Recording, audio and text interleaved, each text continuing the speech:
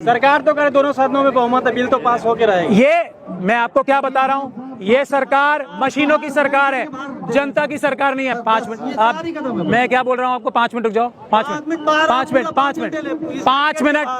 Minute हाँ, नेतागिरी की आप कर रहे हो। नेतागिरी आपको अमित शाह ने बोला ना करने के लिए, आप जाओ। फिर आप गलत बात, गलत। You behave yourself. I am talking to the press, wait for 5 minutes, just wait for 5 minute.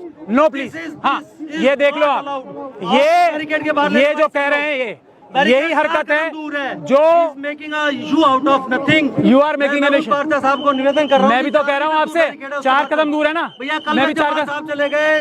हाँ सब चले गए। मैं अम्बेडकरवादी हूँ, मैं अम्बेडकरवादी हूँ, मैं अम्बेडकरवादी हूँ। आप 4 मिनट, ये देखो, यही है, ये सच्चाई है। अब आपको सच्चाई समझ में आ गई, यही सच्चाई है।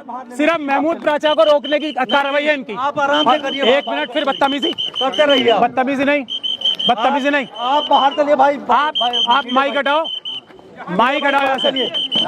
यही आपको करना है ना, यही अमित शाह जी ने बोला है, यही अमित शाह जी ने बोला है, यही बोला है ना, यही अमित शाह जी ने बोला है, यही अमित शाह ने यही बोला है ना। नहीं चलो यार, ये उनको डरा सकते हो तो मुझे नहीं। अपनी लिमिट में रहो, कानून की लिमिट में रहो, अपनी लिमिट में रहो, लिमिट में, लिमिट में, लिमिट में, लिमिट में उंगली दिखा रहा हूँ, लिमिट में, लिमिट में, अपनी लिमिट में रहो। आप पुलिस इंस्पेक्टर हो, अपनी लिमिट में रहो। आपकी लिमिट ये है, मेरी लिमिट पता है मुझे, तुम अपनी लिमिट में रहो। कानून पता है, कानून पता है। चलो, ये किसी और को मत समझना। चलो यार, चलो, किसी और को नहीं समझना है तुम। मैं बता रहा हूँ, किसी और को मत समझना। चलो भाई, ये कोई और नहीं है। चलो, अपना काम करो, जाके काम ड्यूटी करो कानून के हिसाब से। ये बदतमीजी मत करो। चलो भाई, चलो आप लोग चलो, मुझे बताएंगे। सर आपको वहाँ से हटाया गया। देखिए, डर सिर्फ अम्बेडकरवादियों का है, किसी को डर नहीं है। अब सिर्फ मैं क्या बात करता हूँ कि बुद्धिस्ट समाज को, क्रिश्चियन समाज को और हर एक समाज को मिलकर लड़ाई लड़नी है, क्योंकि ये हर एक समाज के ऊपर हमला है। इसी बात से आरएसएस और बीजेपी को तकलीफ है। दिल्ली में और किसी चल रही है क्या? दिल्ली में नहीं, पूरे देश में मोदी सरकार जो है ये मशीनों की सरकार है। ये जनता के वोटों की सरकार है ही नहीं। बुनियादी बात यह है, जब तक आप लोग ये नहीं समझोगे, जनता की बात क्यों नहीं सुनना चाहते? क्योंकि ये जनता के वोटों से नहीं जीतते, ये बेईमानी के वोटों से, मशीनों द्वारा चुराए गए वोटों से जीतते। इसलिए किससे नहीं डरते? ना ये शेड्यूल कास्ट कम्युनिटी से डरते, ना शेड्यूल ट्राइब से डरते, ना ओबीसी से डरते, ना ये मुस्लिम सिख क्रिश्चियन बौद्ध से डरते। किसी से नहीं डरते हैं ये, ना गरीब से, ना किसान से, किसी से क्यों नहीं डरते हैं? क्योंकि ये मशीनों की सरकार है। आप इनको वोट देके हटा नहीं सकते। लेकिन मैं आज इसलिए आया हूं कि ये एक अच्छी शुरुआत है और इसमें सबको एक साथ रहना है। अमित शाह जी को देखा, सब कर रहे, कुछ नहीं है। अमित शाह जी को तकलीफ किससे है? मुझसे। क्यों? क्योंकि मैं इनका तोड़ जानता हूं। मैं जानता हूं कि ये मशीनों की सरकार है। मैं अच्छे से जानता हूं कि मैंने 16 पॉइंट का वक्फ एक्ट दिया है। वक्फ एक्ट वही लागू होगा। ये अम्बेडकरवादी का कॉल है, ये एक सच्चे मुसलमान का कॉल है। और यही 16 पॉइंट जिसमें उम्र कैद की सजाए वक्फ की प्रॉपर्टी चुराने के लिए, जिसमें सारी प्रोसीडिंग, एक मिनट सुन लो, वीडियोग्राफी होगी वक्फ की सारी, जिसमें जितने किसी ने वक्फ की प्रॉपर्टी चुरा रखी है, कोई भी हो, चाहे मैं खुद क्यों ना हूं, वो सब जेल जाएंगे, उम्र कैद होगी। यही है, इसी चीज को इम्प्लीमेंट होगा। आज नहीं तो कल होगा ही। हम इससे डरने वाले नहीं हैं। हम जल्दी प्रेस कॉन्फ्रेंस करके ये जो कार्रवाई हो रही है उसमें अपनी कार्रवाई भी बताएंगे। आप वक्फ एक्ट पे बात कर रहे थे, लेकिन आपको बात नहीं करने दिया गया। आपको कह रहे हैं, देखिए, मैं वक्फ एक्ट पे सिर्फ बात करूं, अभी मुझे बुलाएंगे, वेलकम करेंगे और मेरे सर पे फूलमाला भी बनाएंगे। ये अमित शाह जी का काम है। मगर मैं क्या कह रहा हूँ, बुद्ध विहार में भी वही हो रहा है, वही क्रिश्चियंस के चर्च पे हो रहा है, वही सिखों के गुरुद्वारे पे हो रहा है, वही शेड्यूल ट्राइब्स की सारी जल जंगल जमीन के लिए हो रहा है, वही शेड्यूल कास्ट के लिए उनकी सारी जमीनें। आज भी तुगलकाबाद की एक केस लगी हुई है हाईकोर्ट में, वो भी मैं करके आ रहा हूं अभी। जो तुगलकाबाद में बाबा साहब डॉक्टर भीमराव अम्बेडकर की मूर्ति हटाई गई है, सब एक साथ है। देश की 90% जनता और ओबीसी के लोग तो अब साथ आ रहे हैं ना, जाट समाज कह रहे हैं हम बुद्धिस्ट है, आप देख रहे हैं ना। अब जब ये 90% जनता एक साथ है, तो 90% को जो एक करने की बात करेगा, वही अमित शाह साहब का सबसे बड़ा दुश्मन है। जो अम्बेडकरवाद की बात करेगा, जो अम्बेडकर समाज की बात करेगा, जो अम्बेडकर साहब का नाम लेगा, वही अमित शाह साहब का सबसे बड़ा दुश्मन है। ये आपको आज बिल्कुल साफ हो गई बात, के नहीं हो गई। 4 कदम बर्दाश्त नहीं हुए, 4 मिनट मेरे बर्दाश्त नहीं हुआ। सरकार बसित है, कह रही है कानून लाया जाए ही, क्या करेंगे फिर आप? पहली बात यह है कि पुलिस को यह पता ही नहीं है कि आंदोलन का समय होता क्या है। इसकी भी पिटीशन दिल्ली हाईकोर्ट में डली हुई है, दिल्ली पुलिस कोई जवाब नहीं दे पा रही है। यहाँ रोकने की ताकत पुलिस में नहीं है। हम भी तो करते हैं प्रोटेस्ट, हम कोई परमिशन नहीं लेते क्योंकि हमें कानून पता है। पुलिस के पास परमिशन देने की ताकत ही नहीं है। ये पब्लिक स्पेस और पुलिस को नहीं, हमारा ही है, ये हमारा ही है, लेकिन परमिशन लेके है ना। मुद्दे पे बात करें, अभी ये भटकने की बात नहीं है, ये इत्तेहाद के लिए मैं आया हूँ। सरकार कह रही है बिल आके रहेगा, तो उसके बाद क्या रास्ता होगा? बिल आके रहेगा तो बिल जाके भी रहेगा, ये मेरा कॉल है। कदम बात, बिल जाके रहेगा, ये मेरा कॉल है। कैसे होगा, तरीका क्या होगा फिर उसका? फिर आप वही बात कर रहे हैं, जब जो पब्लिक के वोटों से, जनता के वोटों से जीत के प्रधानमंत्री आएगा, और वो आएगा, ये तो पॉलिटिकल पार्टीज थोड़ा हमारा साथ दे दें और तो वो जल्दी आएगा, मोदी जी हटेंगे। अभी ये कोई नकली बिल पास कर रहे हैं, एक बिल पास कर रहे हैं, अमेरिका को पूरा देश बेचने का बिल पास कर रहे हैं, ये किसानों की जमीन लेने का बिल पास कर रहे हैं। इनका कोई बिल चलने वाला नहीं है। हौसला रखे सब, सबका इंसाफ होगा। ये जो मशीनों द्वारा चुनी गई सरकार है, इसको हटाना है, और पब्लिक के वोटों द्वारा जो सरकार आएगी वो सबका हक, उसके हिसाब से इंसाफ और संविधान के हिसाब से करेगी। इतनी सी बात है, डरने की कोई जरूरत नहीं। नीतीश कुमार आएंगे, आपको सरकार की क्या मंशा दिख रही है? अडानी जी को सारी वक्फ की जमीन है, जैसे रेलवे की दे दी, जैसे डिफेंस की इतनी सारी जगह दे दी, जैसे एयरपोर्ट दे दिए, जैसे पोर्ट्स दे दिए।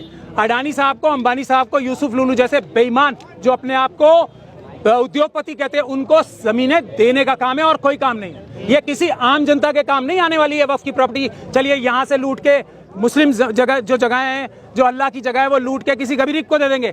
जानी सारी अंबानी के पेट में, अडानी के पेट में, यूसुफ लुलू के पेट में, और कोई वजह नहीं है। ये बात बिल्कुल साफ रखे अपने जहन में। और राजा साहब, एक सवाल की कहा जा रहा है कि शाहीन बाग फिर से बनेगा, लेकिन सरकार में बैठे लोग कह रहे हैं जलियांवाला बाग भी याद रखना चाहिए फिर। अरे मैं भी तो बता रहा हूँ, जलियांवाला बाग वाले जीते थे, ये सरकार को बताना चाहते हैं। अभी तो दो जो अप्रैल थी 2018 भूल गए? हम नहीं भूले, हमें याद है। हमें भीमा कोरेगांव याद है। और बताओ क्या याद कर रहा है तुम्हें? शाहीन बाग भी है, किसान आंदोलन भी है, सब आंदोलन याद है हमें। और सब सरकार है ही नहीं ना। हम तो सरकार चाहते हैं, सरकार आ जाए जो पब्लिक के वोटों से आए। जैसे ही हम ये मशीनों की लड़ाई जीतेंगे, पेपर बैलेट वापस आएगा, ये सरकार को जेल में मिलेंगे। ये सारे मंत्री आपको जो आज चोरी कर रहे हैं ना, अडानी जी और अंबानी जी के कहने पे, यूसुफ लुलू के कहने पे, ये सब जेलों में मिलेंगे। ये मेरा कॉल है, अम्बेडकरवादी का एक पक्का, जो ईमान वाला मुसलमान है और अम्बेडकरवादी है, ये उसका कॉल है। सब जेलों में मिलेंगे। और पैसे लगा दिए इन्होंने, डीडी। ये मैं कह रहा हूँ, आपका किडनी भी बेच देंगे ये। आप आने दो वक्त, आने दो ना वक्त, ये लूट के आपकी किडनी भी दे देंगे सभी। औरंगजेब की खबर हटाने की बात हो रही है सर। देखिए जब तक औरंगजेब साहब जिंदा थे, किसी की बिल्कुल साहब बड़े आदमी के लिए बोला जाता है, इसलिए सच में वो बड़े आदमी थे, इसलिए बोल रहा हूँ। किसी की हैसियत और औकात नहीं थी जब तक औरंगजेब साहब जिंदा थे, उनके साथ या उनकी कब्र के साथ या उनके किसी चीज पे कुछ भी उंगली भी लगा दे।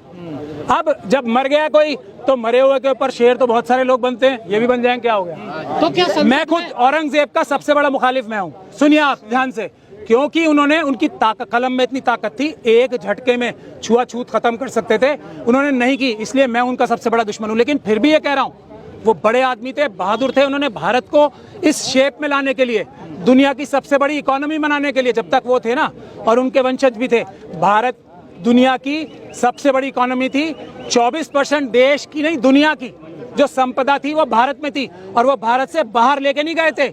यहीं पे उनकी संपदा, जो आज हम सब भी जो हम इस्तेमाल कर रहे हैं, ये है औरंगजेब साहब का कंट्रीब्यूशन, मुगलों का कंट्रीब्यूशन। वक्त की बात करें तो क्या नीतीश बाबू, चंद्रबाबू नायडू आएंगे आप लोगों के साथ? उम्मीद है? नहीं, उनके ऊपर बहुत बड़ा दबाव है, ईडी का, सीबीआई का, इनकम टैक्स का बहुत बड़ा दबाव है। दिल से तो वो हमारे साथ है, दिल से बहुत सारे लोग हमारे साथ हैं, लेकिन अगर जन आंदोलन बड़ा होगा तो वो खुल के भी आएंगे। अभी जन आंदोलन छोटा है, इसलिए वो लोग ईडी और सीबीआई के डर में है, ऐसा मुझे लगता है। क्या उनके हर चीज में प्रभाव पड़ेगा, लेकिन सबसे बड़ा प्रभाव पेपर बैलेट से चुनाव ना होने का है। मैं फिर आपको बता रहा हूँ, पब्लिक वोट नहीं दे रही है, कोई वोट नहीं दे रहा मोदी जी को और अमित शाह जी। कैसे जीतते हैं? मशीनों से चुनाव में, वोट चुराने की मशीनों से चुनाव जीतते हैं। सर, आप लोगों का अगला प्लान क्या होगा? आज प्रोटेस्ट हो गए। नहीं, आज तो मैं मुबारकबाद देने आया हूँ जिन लोगों की मैं थोड़ी तनकीद करता था, जिनके ऊपर, अगर कोई अच्छा काम किया है तो मैं इसलिए आया हूँ यहाँ। और अभी मुझे कड़कड़डूमा भाग के फिर जाना है, मैं फिर भी आया हूँ टाइम निकाल के।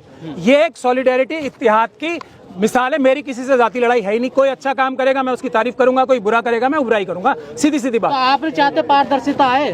बिल्कुल मैं चाहता हूँ पारदर्शिता आए, बिल्कुल आए, लेकिन ये वही पारदर्शिता तो कर रही है मोदी सरकार। ये झूठ बोल रहे हैं ना। सबसे बड़ी देखिए मोदी जी का मैं क्या बोलता हूँ, एक ही वादा है, वो कभी सच नहीं बोलेंगे, वो हमेशा झूठ बोलेंगे, एक ही वादा है उनका।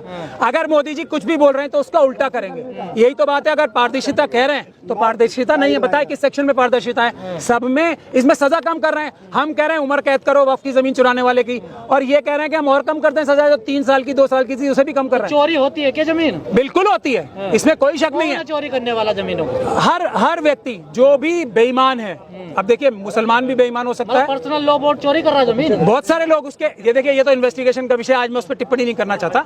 इन्वेस्टिगेशन होगी, जो करेगा वो पाएगा, क्योंकि ये इस दुनिया में ही फैसला नहीं होना इसका, इसके बाद भी एक दुनिया है, वहां भी फैसला होना है। तो यही तो कह रही है सरकार, जो चोर हैं वो पकड़े जाएंगे। उसकी सजा कम करें या बढ़ाएं, सरकार करे उम्र कैद, मैं उसका सपोर्ट करता हूं। सरकार को पता, सब पता है उन्हें कि जो डीसी होता है उसके हाथ में नहीं देना चाहिए, लेकिन ज्यादातर लोगों को वक्फ का जो अभी का कानून है ना, क्योंकि इसमें हमने बनाने में भी बहुत बड़ी रोल अदा किया था, जो आज का कानून है, अब ज्यादातर लोगों को पता ही नहीं है। जो आज का कानून है ना, प्रॉपर्टी थी जिनका जिक्र आप भी करते, सरकार कह रही है वो सरकार की प्रॉपर्टी है। मैं 123 का कभी जिक्र नहीं करता, 123 तो 123 है, 1023 से ज्यादा प्रॉपर्टीज है दिल्ली में 1023 से ज्यादा प्रॉपर्टीज होंगी कम से कम। 123 तो वो हैं जो नजर आ रही हैं, जिसके ऊपर झूठा हमला किया जा रहा है। इसके अलावा हजारों प्रॉपर्टीज और हैं, अभी असलियत तो सामने आई नहीं है ना, अभी तो एक झूठ थोप के हमके ऊपर, हमारे ऊपर, और उसको ही उसी में दबा दिया जाता है। 123 प्रॉपर्टी नहीं है, हजारों प्रॉपर्टीज ऐसी हैं जो अभी वक्फ की हैं दिल्ली में, 1/3 दिल्ली वक्फ की है।